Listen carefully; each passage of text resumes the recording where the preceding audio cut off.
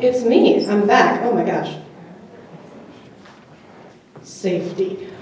Before I start, I just want to let you guys know that there is someone very important in my life that not a lot of people know about. So therefore, I am dedicating this next bit to the child who would not stop screaming on my 4-hour flight from Minneapolis to Los Angeles. So I love kids, right? I love kids, I really do. They are the future. It's so important, which is why I think it is so important that we now, more than ever, start lying to them. Like a lot. No, my parents lied to my brothers and I all the time when we were kids, and we turned out okay. And they were like insignificant lies that they told us, like stupid things that didn't matter, like, oh, Santa's real. Yes, you were planned. No, we don't love your brothers more than you. Stuff that doesn't matter. But my parents specialized in 2 types of lies. My mom specialized in money lies. My dad specialized in behavior lies. So my mom was in charge of budgeting for the house, and she budgeted our money very specifically. Everything went in envelopes. So there'd be a gas envelope, a clothes envelope, a groceries envelope. However much money was in that envelope was how much money you were allowed to spend on that one thing in a given month. So my mom was a stay-at-home mom, and she had to take my brothers and I with her everywhere she went, because if she left us alone for more than 3 seconds, things got pretty Lord of the Flies very quickly. Like, seriously, it was insane. Like, my brothers would try to, like, steal my glasses, then throw rocks at me to try to kill me. I had a really good childhood. I'm kidding, of course. I didn't have glasses at that age. So it just made it so much easier for my brothers to throw rocks at me, because I couldn't see them coming. But my mom would take us with her everywhere she went. We'd go to Target every once in a while, and every time we went to Target, we'd always be asking my mom, we'd be bugging her, oh, let us get this toy, let us get something that we definitely don't need. And she would always answer with, oh, we can't get that toy, sorry, I forgot the big expensive toy envelope. And every single time we would look her in the eyes and we would make her promise us that she would remember the big expensive toy envelope the next time we went to Target. Sally lied through her teeth every single time she made that promise. She'd act honest and be like, oops, I forgot. No, you didn't, Sally. Now please, put my Polly Pocket soda cruise ship back in the cart, it's checkout time.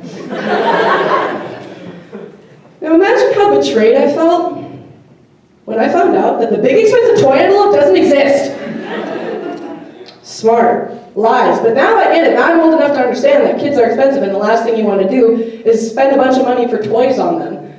So by lying to us, my mother taught my brothers and I a very valuable lesson on the importance of fiscal responsibility. My dad didn't tell those kinds of lies, though. No, my dad would say just about anything to get us to behave in public. My father, who claims he loves me, once looked me in the eyes and said, crying in public is illegal.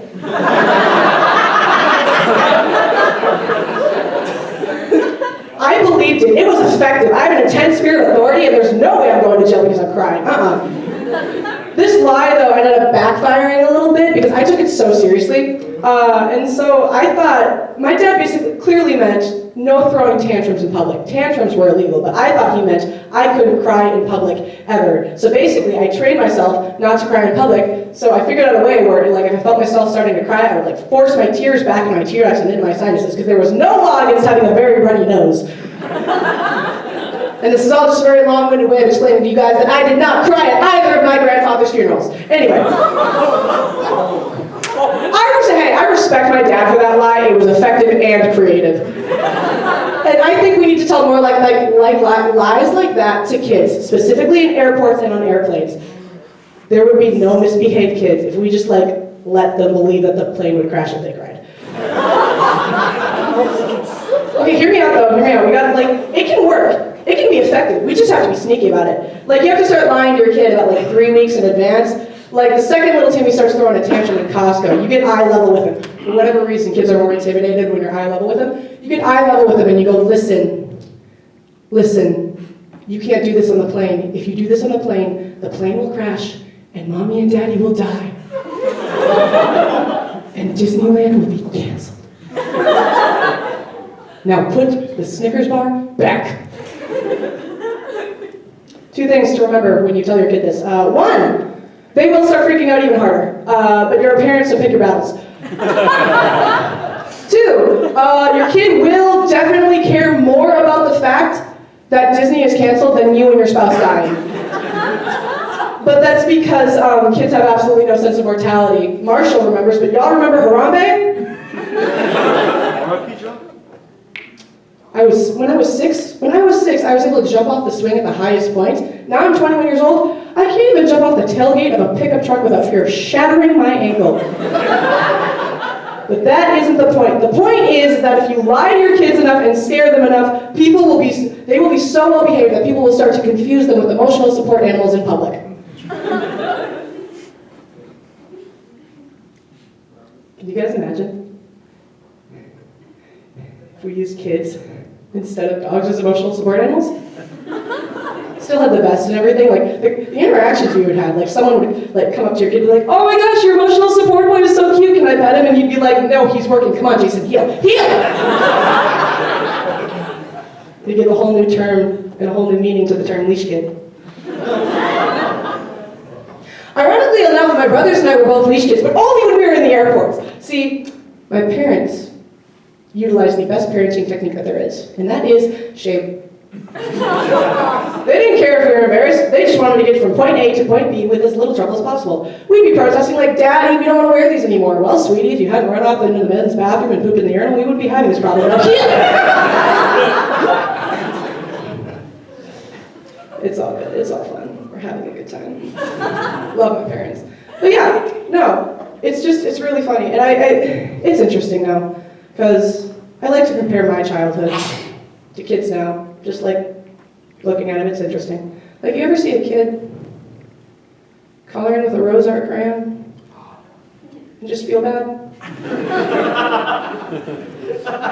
That kid would have better luck using a lavender-scented candle that is dyed purple than using a purple-colored rose art crayon, okay? I remember the first time I used rose art, 30 seconds in, I started crying. Take note, rose art, even a 6-year-old understands the definition of consistency. I genuinely have no idea why any parent would buy their child rose art crayons. I've done a lot of thinking. Yes, I'm gonna rant about this. I've done a lot of thinking. And I've done some research. And I basically come to the conclusion that there's only one reason that a parent has for buying their child rose art crayons. Now, the public will lie to you and tell you that there's 2 reasons, but that is false. There is a real reason and there's a fake reason. Now, the fake and universally accepted reason is that the family is trying to save money. Okay, we get it, kids are expensive, like I said, but not a good enough excuse to buy your child rose art crayons. Because I did research, so I found that at the Dollar Tree, a 16 box of Crayola crayons goes at the Dollar Tree for $1. Now I know that's a bit steep for the Dollar Tree.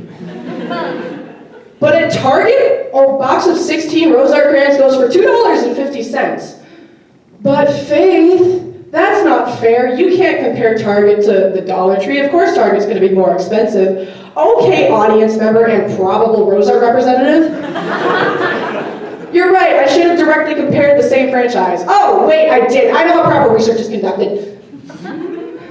I did look at the Dollar Tree for rose art. Fun fact, in-store and online, rose art was nowhere to be found at the Dollar Tree. I also consulted the locations of CVS and Walmart. Could not find rose art anywhere. The only place I could find rose art crayons was at Target. That baffled me too. I was also shocked, because I was also under the impression that rose art was cheaper than Crayola. And technically speaking, it is, but only if you get both of them at Target. And then it hit me. This is strap in. Then it hit me. The only reason that rose art wasn't sold at all of these other places is because, believe it or not, all of these places, including the Dollar Tree, have some form of standards. But Faith, how can you say Target doesn't have standards? Everybody knows that they're the bougie Walmart, they're high end. I know, I get my vegan kale from there. Maybe rose art was just sold out in all those other places, you know, probably. Yeah, okay. First of all, no. Second of all, the only reason that Target has decided to put rose art in their inventory is because their entire brand is inclusivity. You can come at me with all of your justifications, anything you want to say, but that is their brand, that is their message. But Faith, what could you possibly know about advertisement, public relations, and basic brand management? First of all, stop interrupting me.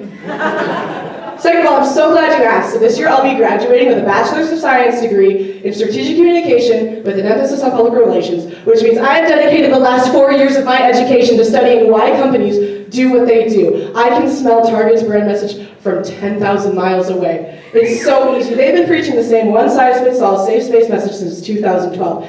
And it isn't because they want to include Rosart in their inventory. No, they're just covering their bases.